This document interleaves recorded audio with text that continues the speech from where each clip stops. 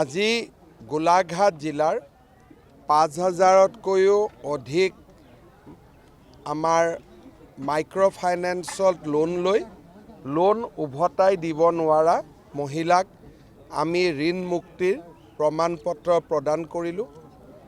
প্ৰায় ২,০০০তকৈও অধিক পৰিয়ালক আমি বান সাহায্য, কাৰোবাক ঘৰ বনাবৰ কাৰণে, কাৰোবাৰ ঘৰ মেৰামতিৰ কাৰণে আমি বান সাহায্য প্ৰদান কৰিলোঁ আৰু প্ৰায় ২০০গৰাকী মহিলাক আমি আত্মসংস্থাপনৰ বাবে ৪০,০০০ টকাৰ চিট ফাণ্ড আমি মুকলি কৰি দিলোঁ।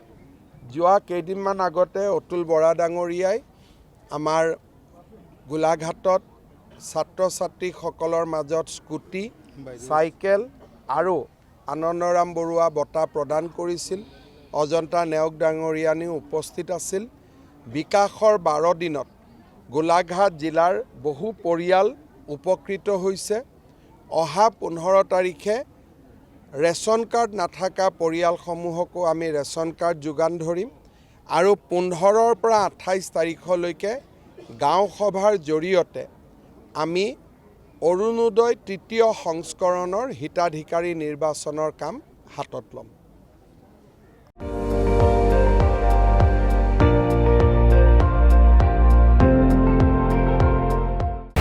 আপুনি চাই আছে ND24, সৰ্বশ্ৰেষ্ঠ নহয় সৰ্বোত্তমৰ দৌৰত।